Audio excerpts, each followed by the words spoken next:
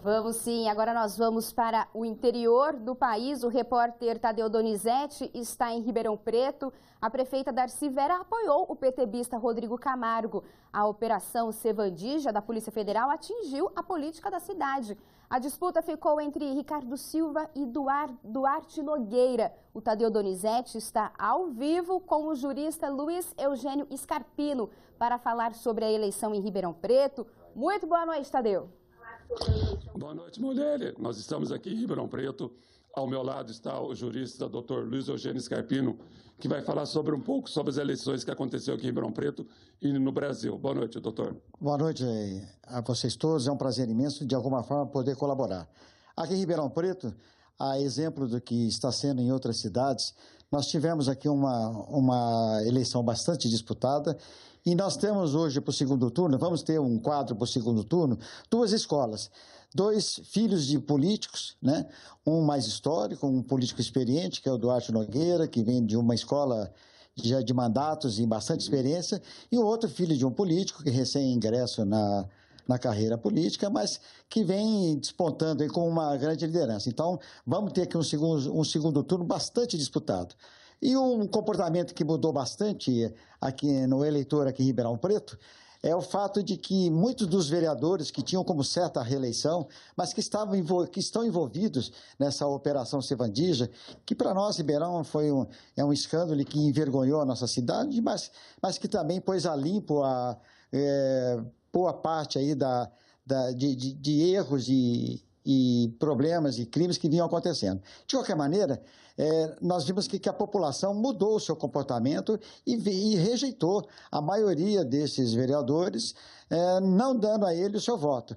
Bem sabemos que alguns deles terão chance e até voltarão com o mandato, mas com certeza terão dificuldade aí perante a justiça, vão ter que responder processos aí para ver se firmam no cargo, né?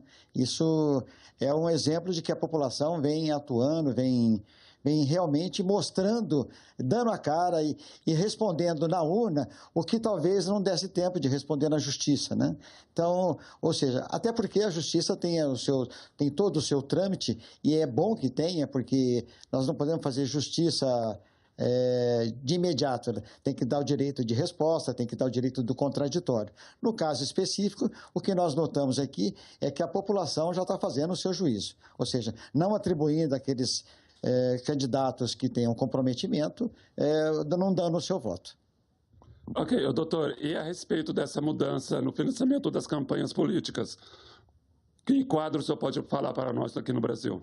Nós tivemos a mini-reforma eleitoral, ela modificou bastante o comportamento desta eleição em relação a todas as demais anteriores, sobretudo 2012. Acabamos de ouvir agora há pouco o ministro Gilmar Mendes, no TSE, informando que nós tivemos este ano, em doações de campanha, 1/3 do que foram os gastos da campanha da última campanha em 2012.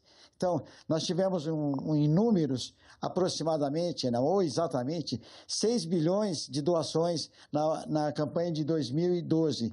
E tivemos esse ano apenas 2.300.000.000 de doações. Ou seja, então, há uma mudança grande no comportamento. O que importa é dizer que são campanhas mais baratas. Ou seja, nós estamos elegendo de forma mais barata, a menos desperdício, menos dinheiro na rua. Entretanto, nós também temos outros comportamentos, ou seja, a mudança eleitoral,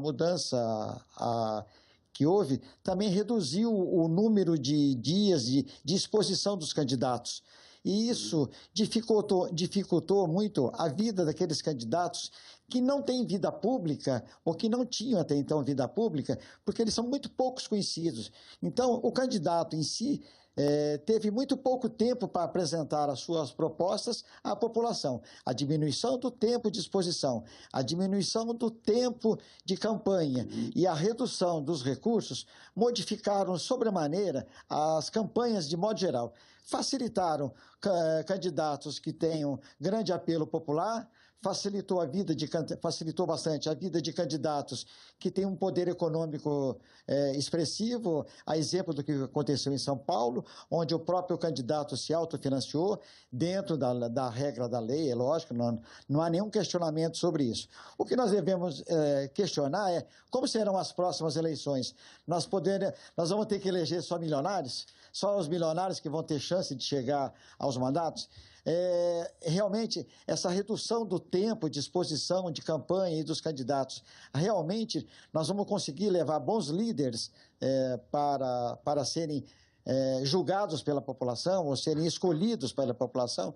Então, eu acho que nós vamos ter que refletir bastante sobre o comportamento dessa eleição em relação a essas mudanças. Eu acho que isso fez história, eu acho que mudou bastante, a população aprendeu, quer dizer, nós aprendemos muito com esse impeachment, a população foi para a rua desconectada de partido, desconectada de paixões, mas sim pedindo justiça, pedindo transparência. Então, eu acho que essa eleição ela foi sui generis para nós brasileiros e ensinou para nós, nós estamos aprendendo com os nossos atos. Nós, diferente de outros países aqui da América Latina, como por exemplo da Argentina, onde a população tem o hábito de ir para a rua e protestar sobre os mais variados fatos, e não somente em casos de impeachment.